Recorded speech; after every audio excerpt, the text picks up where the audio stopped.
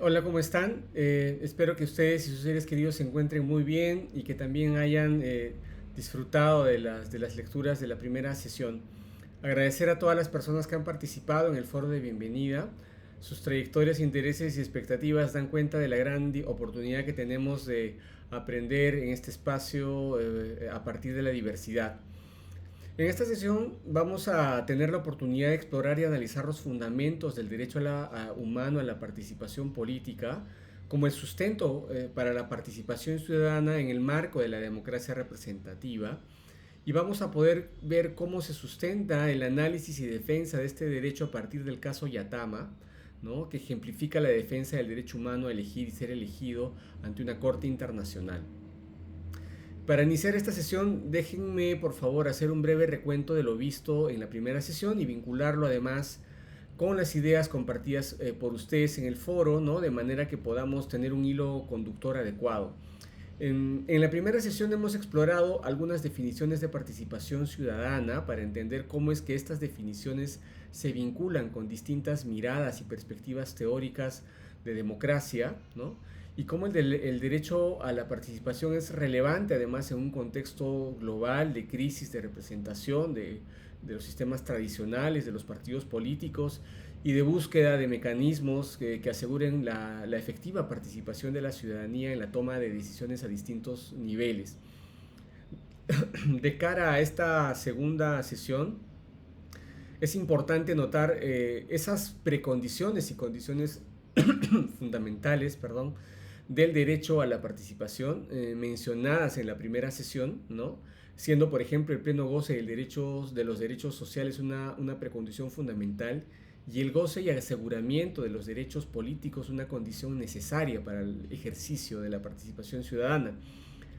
Y es precisamente en esta segunda sesión que vamos a explorar con más detalle estas condiciones necesarias, centrándonos en el análisis de los derechos políticos como el sustento jurídico primordial del derecho a la participación, ¿no? Aquí deben revisar en primer lugar la lectura de Bernales, ¿no? Porque nos orienta en el terreno del derecho a la participación política, distinto al concepto de participación ciudadana, aunque estrechamente vinculados, pero que además es importante tener en cuenta porque el derecho a la participación política es el ámbito quizás de mayor desarrollo en el campo de los instrumentos internacionales que resguardan el derecho a la participación de los ciudadanos en la vida política de sus comunidades.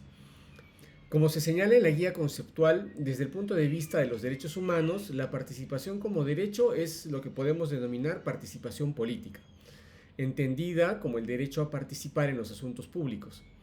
Y ha estado además tradicionalmente ligada a la concepción de democracia representativa, porque se vincula con los mecanismos para influir en los asuntos públicos a través de los procesos de elección de los representantes del pueblo, ¿no? Aquí básicamente hablamos entonces, por ejemplo, del derecho a participar en la dirección de los asuntos públicos, en el derecho a elegir y ser elegidos, en el derecho de acceso a la función pública, ¿no? Y a constituir organizaciones políticas. Sin embargo, teniendo en cuenta además esta crisis de representación de la que ya hemos hablado, es conveniente también pensar en otras dimensiones de derechos que respaldan y dan un mejor piso a la participación ciudadana, como la libertad de conciencia, la libertad de expresión del pensamiento y la opinión, la libertad de reunión, la libertad de asociación y manifestación, ¿no? En lo que Bernales denomina en su texto las condiciones para una efectiva vigencia de la participación política. En las siguientes lecturas ustedes van a poder encontrar información más específica sobre cómo los tratados internacionales más importantes conceptualizan o abordan el derecho a la participación política. Y en el caso Yatama, además, van a poder encontrar un ejemplo interesante de cómo dichos instrumentos internacionales pueden proteger a los ciudadanos frente a la vulneración de derechos tan fundamentales como el de ser elegido, ¿no? Podríamos decir entonces que el derecho a la participación ciudadana se expresa en primer lugar en el derecho a la participación política, pero que no agota sus posibilidades de participación ciudadana ahí mismo, sino que la participación política sostiene, el derecho a la participación política sostiene a la participación ciudadana, y se complementa con esta, ¿no? Eh, para potenciar, digamos, la influencia ciudadana en la toma de decisiones sobre aquellos asuntos públicos que afectan a la ciudadanía, ¿no?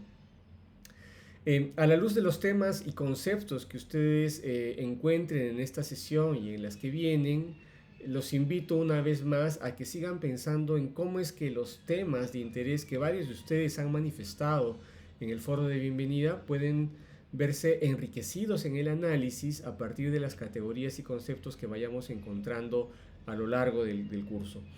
Eh, por ejemplo, Itzel, Carol, Dorismont y Armando nos plantean en el foro sus expectativas desde sus experiencias de trabajo en el área del relacionamiento comunitario.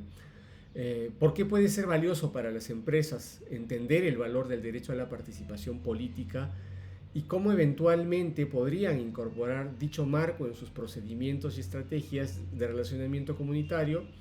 Sobre todo teniendo en cuenta que la relevancia que cada vez mayor que tienen los derechos humanos en los tratados y acuerdos internacionales de comercio, ¿no?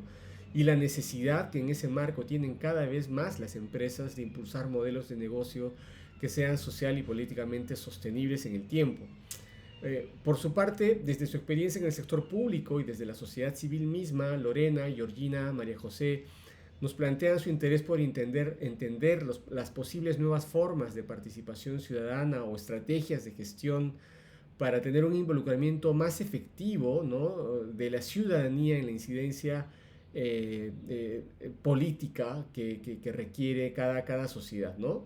Un tema crucial, además, teniendo en cuenta que uno de los retos para el aseguramiento del derecho a la participación política tiene que ver quizás con las propias capacidades estatales para garantizar ese derecho, capacidades que muchas veces se pueden ver mermadas si aún predomina dentro del aparato público visiones de administración pública del siglo XIX o XX, ya descritas por Max Weber, donde los ciudadanos son vistos principalmente como administrados, ¿no? Y donde la participación ciudadana corre el riesgo de ser atrapada en esta telaraña de procedimientos administrativos y ser vaciada de contenido, ¿no? En general, diría yo, hay una preocupación e interés por analizar aquellas herramientas e instrumentos que favorezcan una participación ciudadana más directa en los asuntos públicos. Qué buenas prácticas, o como nos diría Heysel desde El Salvador, qué casos de éxito en participación ciudadana podemos identificar y qué podemos aprender de ellas de cara a los riesgos de instrumentalización o cooptación de la participación ciudadana por determinados grupos de poder, como nos plantea Lidia desde El Salvador. Este tema lo vamos a ver con mayor profundidad en la sesión número 3. Para finalizar, solamente déjenme explicarles brevemente el propósito de la próxima tarea. Deben preparar un ensayo de 5 páginas en el que presenten los elementos del derecho internacional que en el caso Yatama le permitieron a los demandantes afirmar su derecho a la participación, a pesar de las disposiciones legales nacionales que esgrimió el Estado de Nicaragua contra los demandantes. Pueden encontrar una guía de cómo elaborar este ensayo en la sección tarea calificada en la segunda sesión, pero si tuvieran alguna duda, compártanla por favor en el foro para poder atender sus consultas. Recordarles también que pueden compartir en el foro ideas, preguntas o material que consideren que es interesante para el grupo, ¿no?, que puede enriquecer nuestro proceso de aprendizaje. Eso es todo por mi parte, agradecerles por vuestra atención y que tengan una excelente semana.